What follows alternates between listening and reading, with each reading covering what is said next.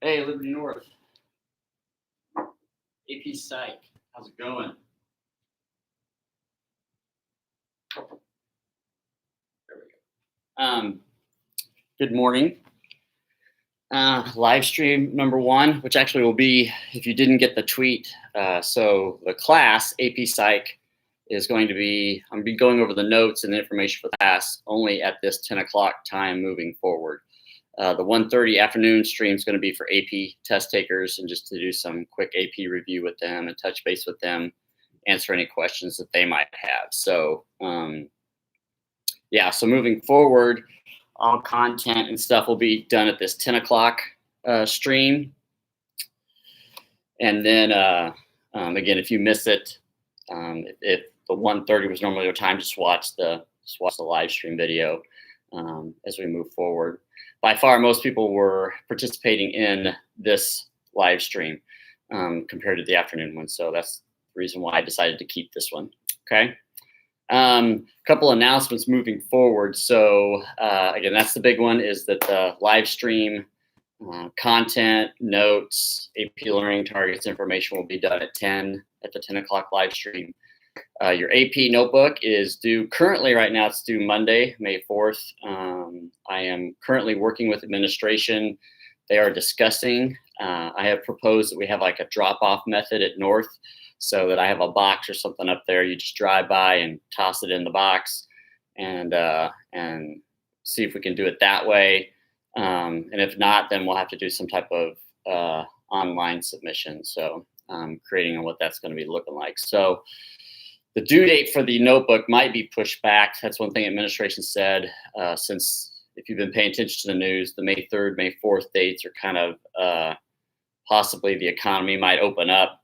So they said you might want to stay away from that date. So we might push it back to that Friday. So it'd be the May 8th, I think. So I'll keep you posted as I hear.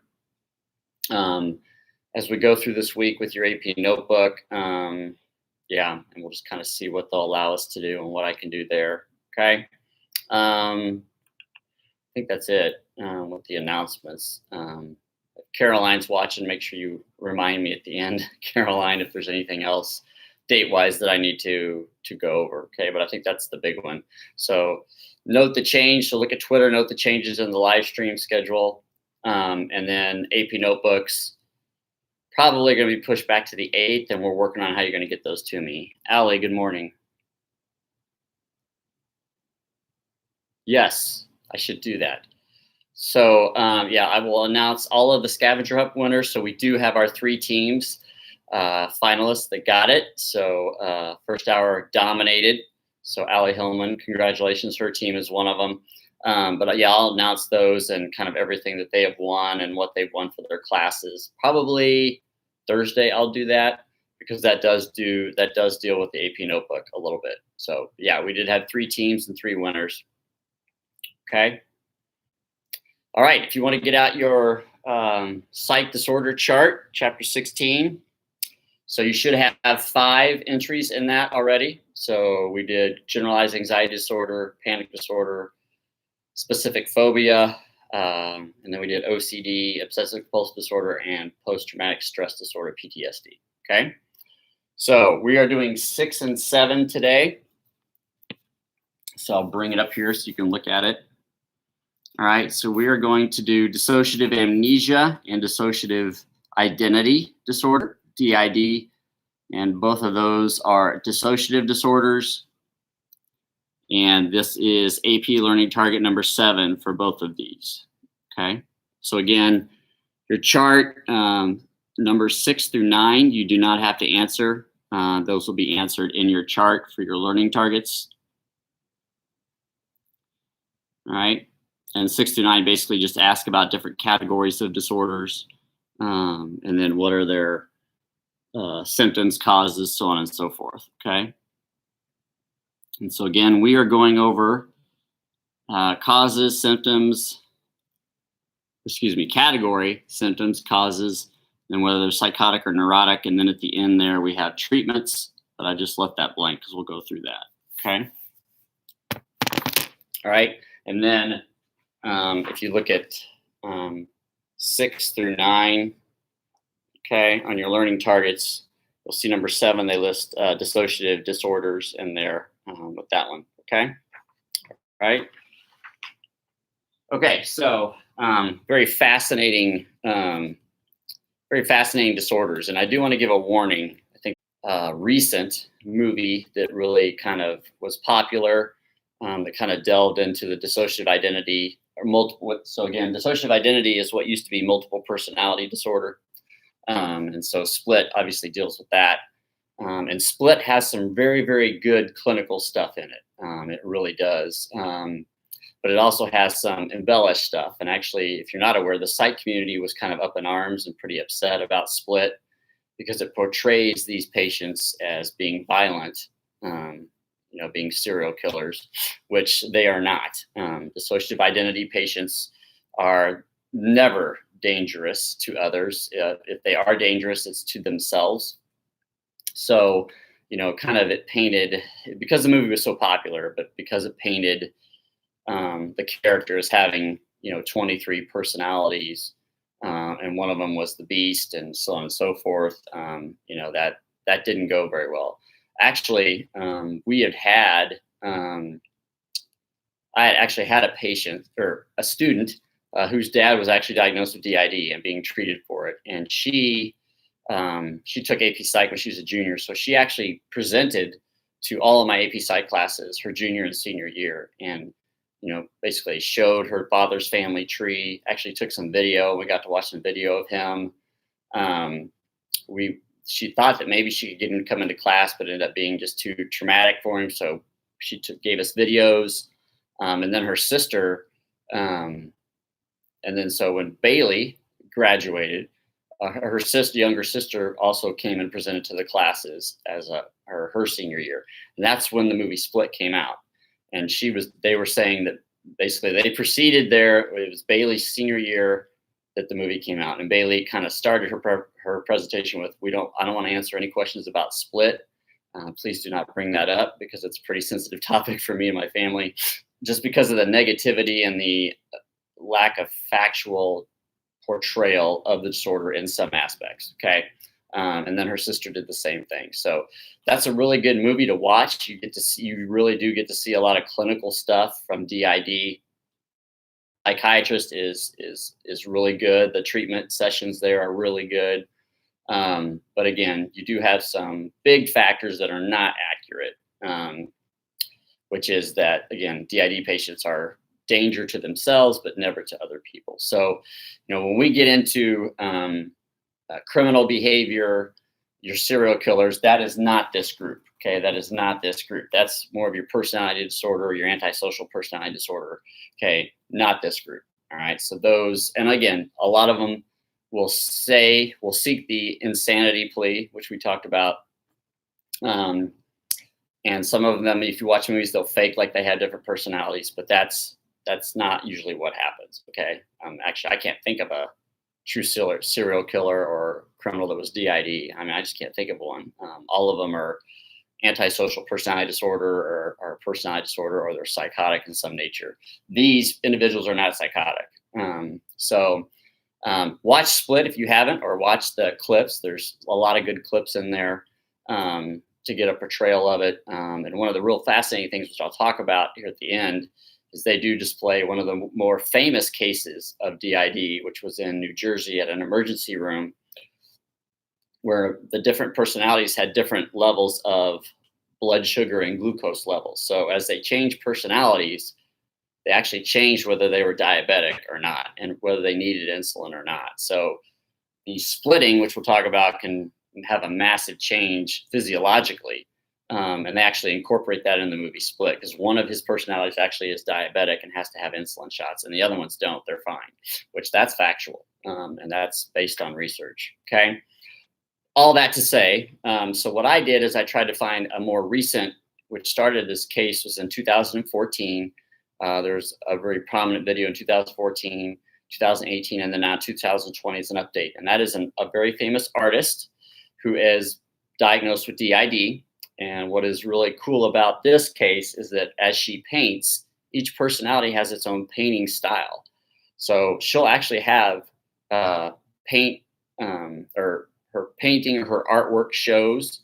And she'll have each artist has their own name and their own signature and their own style. And so instead of having I forgot what you call those things, a big art show for one artist where all of the art kind of looks the same, she has it for, several of her personalities, and they're all different. They all have different types of styles, which is very, very unique. So you can see a lot of her disorder through her art.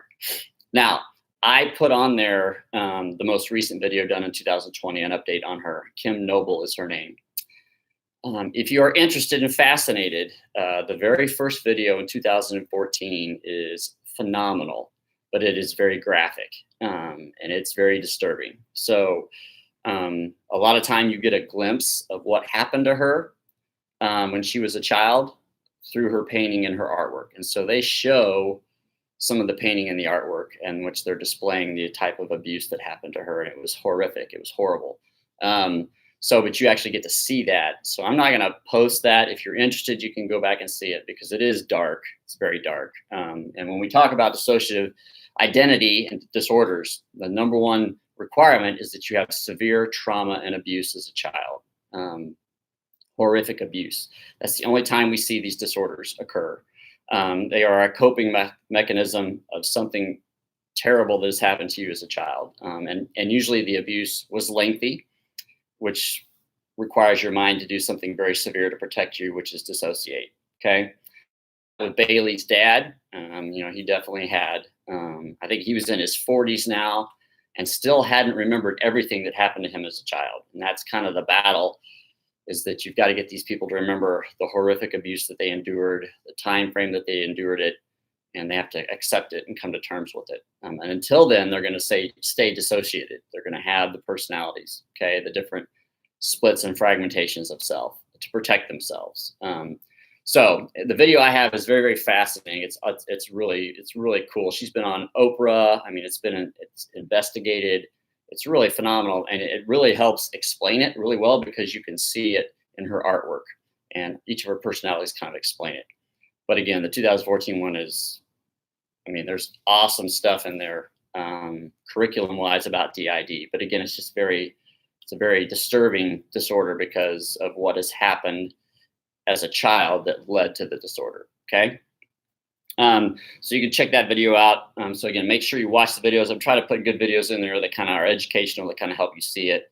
And then you can obviously watch Split, which is a good movie, but it's dark and disturbing, which is kind of what the disorder is. Okay. So we have two disorders. We have dissociative amnesia and dissociative identity. And basically these are in progressive of severeness. So generally, if I dissociate kind of mildly, you might say, I might have amnesia. And then if there's massive dissociation over long terms of time, I will have identity disorder. But there is amnesia and identity. So those of you who have watched the movie Split, Kevin Wendell Crumb is the real person, and he has massive losses of information. He has memory gaps. So he has amnesia as well. But when they start fragmenting into different cells, that's DID. Okay. All right. So dissociative amnesia, number 6. This is learning target number 7. Okay. The symptoms are when I have fragments of consciousness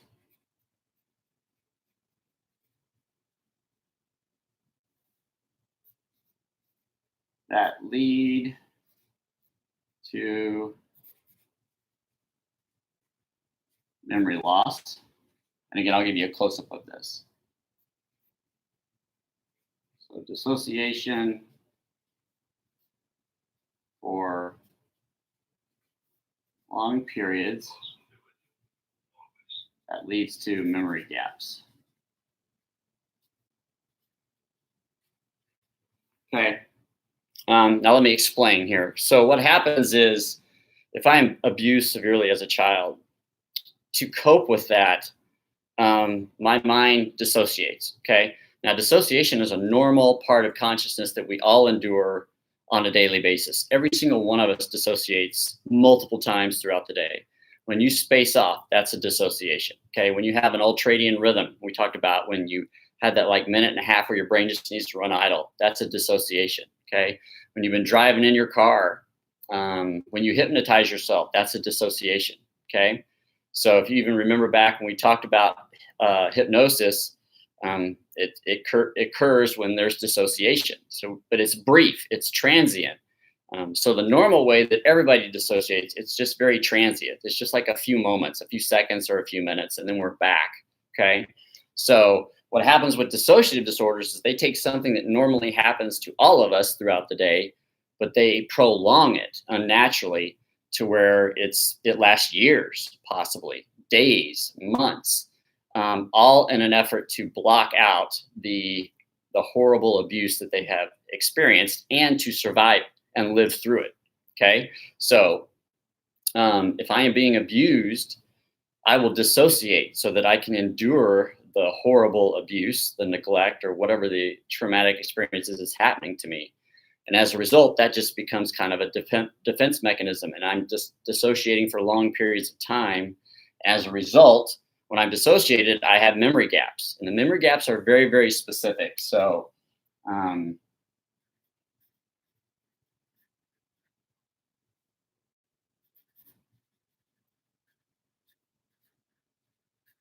and this is not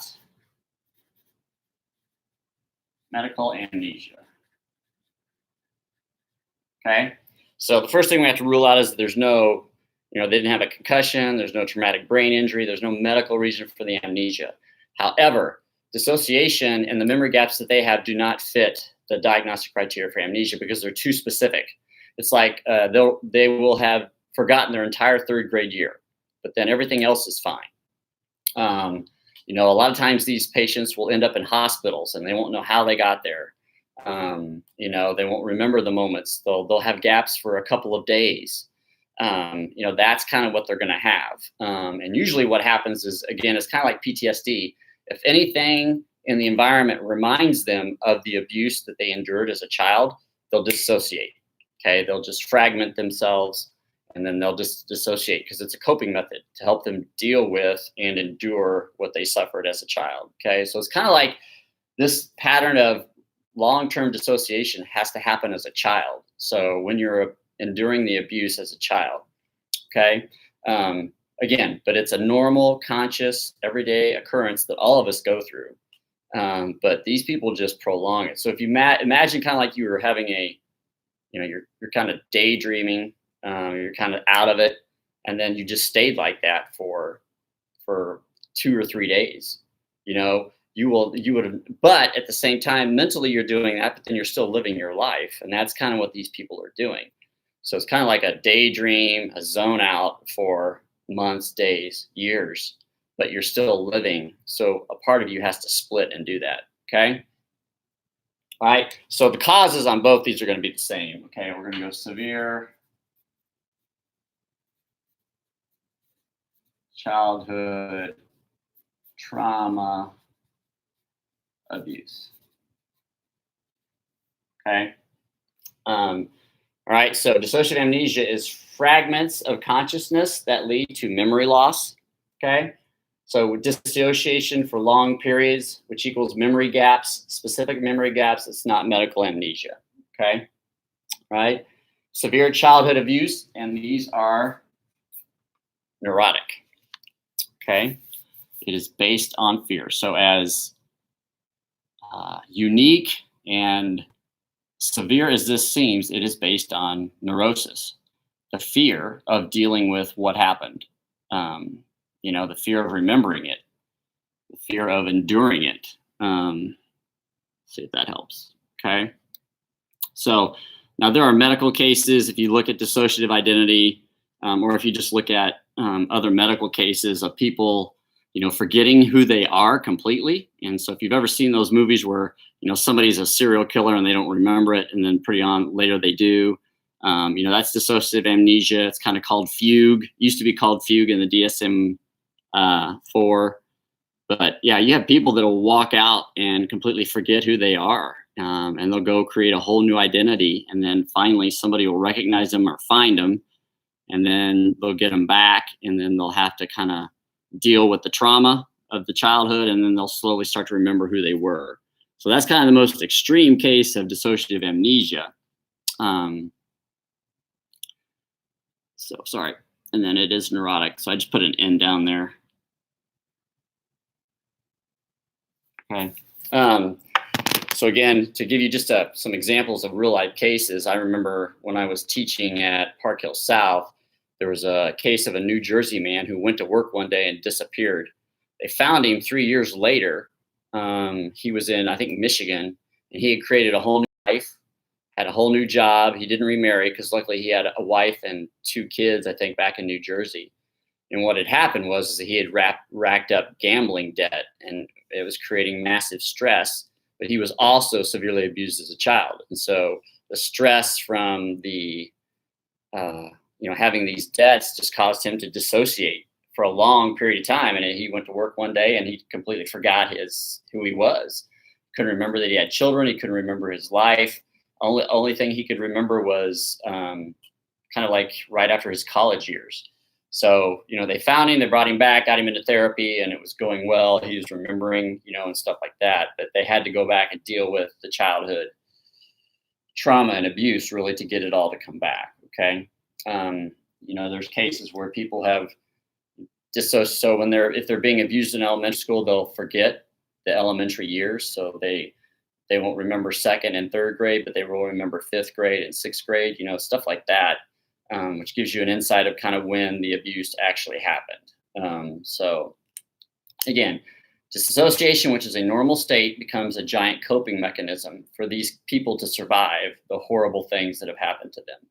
So to endure them at the moment, they disassociate, and then that disassociation stays. And it goes for such long periods of time that they have huge memory gaps, but they're very, very specific and isolated. Okay. So that's dissociative amnesia. Okay. All right. Dissociative identity then, which would be the next step. Okay. And again, if I have DID, I do have dissociative amnesia as well. It's part of the diagnostic criteria. Okay. And this is when I split into alters or multiple personalities. Okay. This is AP learning target number 7. So this is where my dissociation equals alters.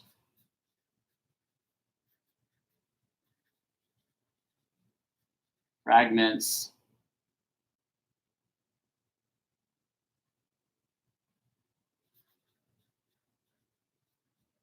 Conscious self. Okay. I create alters to live life.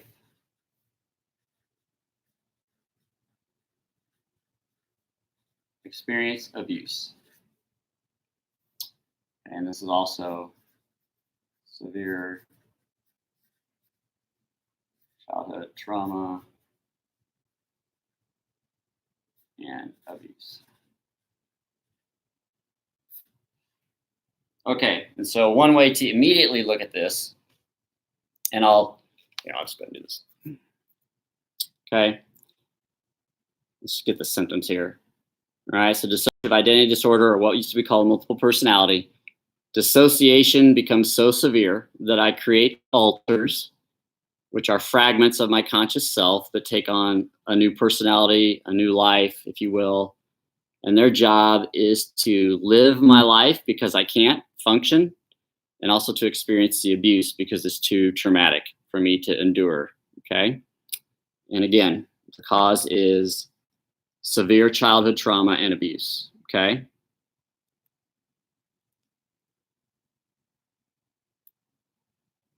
Okay.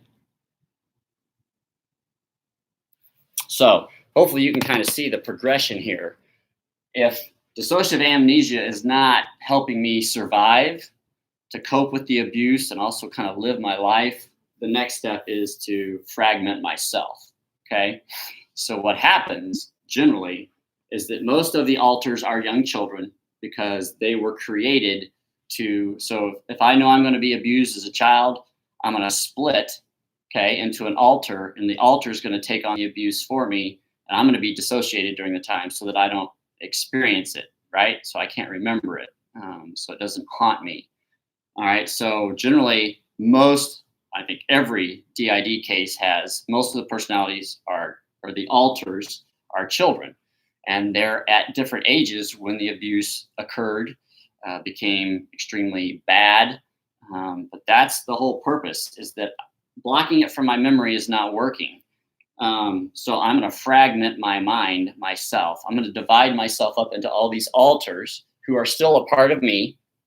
And they're going to take on the memories of the abuse and the experience of the abuse so that I don't have to deal with that, because I can't function. I'm not able to function. So these alters come up and live my life and take on the abuse and the memories of the abuse so that I can be protected and so that I can somewhat have a life that I can live. Now, the life's not perfect and it has issues with anxiety, depression, and so on and so forth, but at least I am able to somehow function despite these horrible experiences and horrible abuse that I'm having. Okay. So, so that's kind of what you have. And that's kind of the way they progress. So in Split, they go into where he was terribly abused as a child. And then he began to split and fragment himself. First, he had memory gaps. Okay. And he still does. I think at the end of the movie, Kevin Wendell Crumb comes out and he thinks I think he's been for 3 years. I think he's been out for 3 years. The last thing he remembers was 3 years earlier. So his identities, his alters were living life for him for 3 years, multiple of them. Okay. And that's kind of what you see. The very famous case of Sybil. When she would have her memory gaps, it was because her other alters were living life for her. And most of them were children. So that when the abuse kind of picked up or got worse, and she was abused by her mother. So that would be, it just would be terrible, horrific. How do you deal with that? And this is how we find that the mind deals with that. This is how it copes with it. And so she would have memory gaps of entire grades in which her alters would live. They would go to school, and everything. But if she had anything that reminded her of the abuse as she became older, the images started coming back. And of course, she had no memory or recollection of them because she had dissociated and for such long periods of time, but her other alters remember it and know it. So usually when it goes into therapy, just like Split does a really good job of, and like you'll see in the Kim Noble, Kim actually knows now.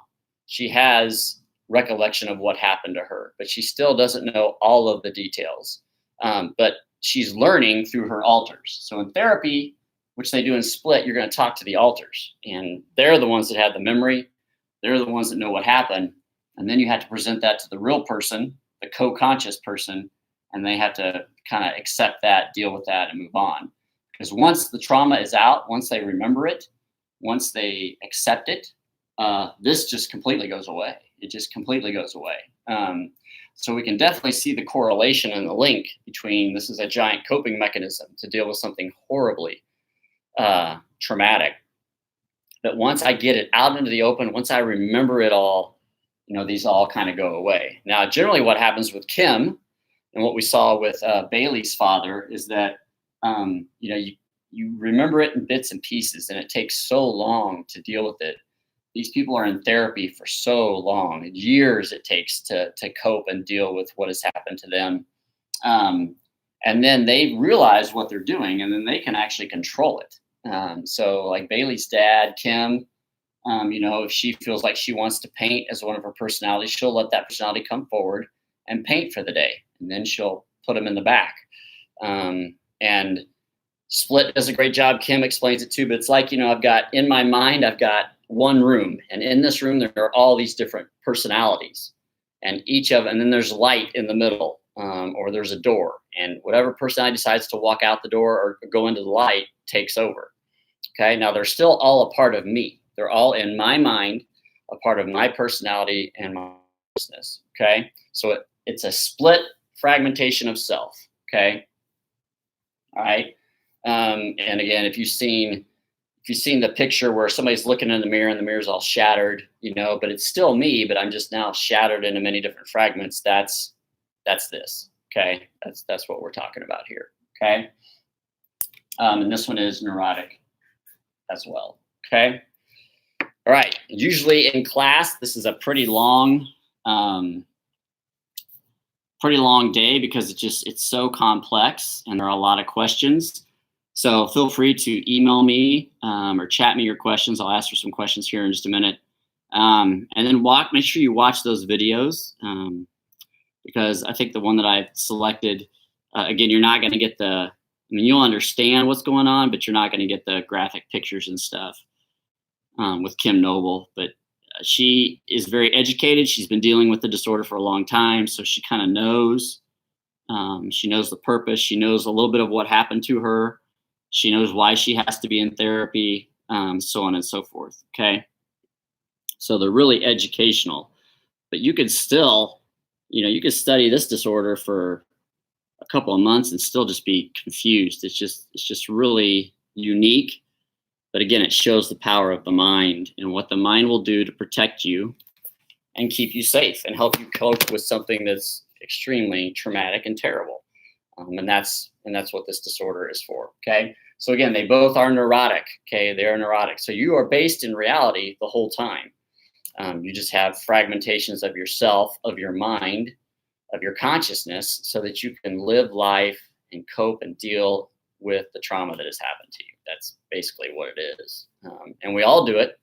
We all dissociate. These people just do it for extremely long periods of time. Okay. All right. Any questions on DID or dissociative amnesia?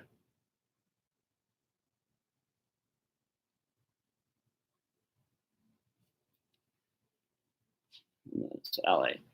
Can the identities fade away? Do they ever return to normal? Do they want to?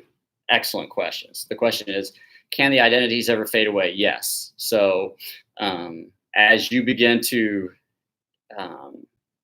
realize and accept what has happened, and as you begin to cope and heal with that, the personalities start to fade away.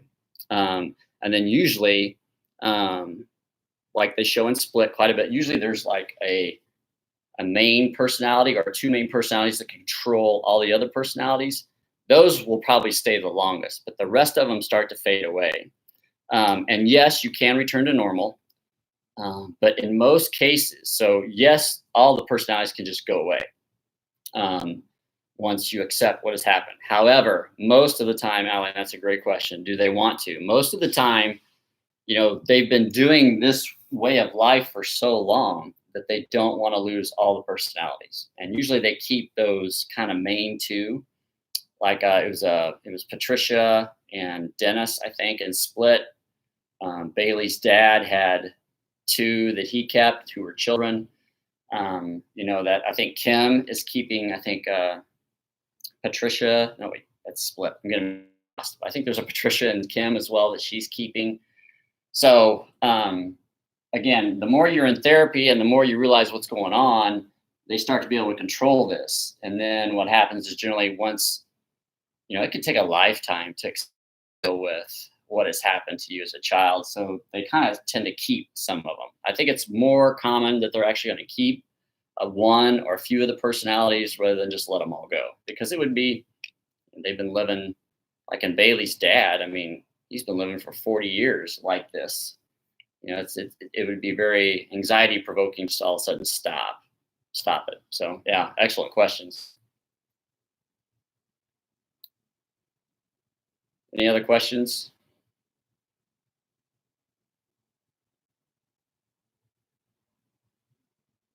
And this is usually the one too where I'll have students continually ask me questions as we go. And usually, as if I was teaching this in class, I would start every day, okay, any questions about the previous disorders? And DID questions just continually come up. So just email me if you have some, if you're interested. Watch the clips. Got Riley here. So studying people with these disorders would show how biological influences change their lifestyle. Is it ethical to study them like this? Yes. As long as they consent. But generally, one problem with DID is that it is faked quite a bit. So if you get a real genuine case, which generally DID has to be diagnosed with more than one psychiatrist or psychologist. Like I know Bailey's dad, I think there was 5 psychologists or psychiatrists that they got permission to help with the treatment, but also just be there and be educated on the case because they are so rare. But there's also so much that we can learn, about the biology of the brain, how the brain copes with these severe childhood trauma, how to treat it, and all that kind of stuff. So yes, it is ethical. You just have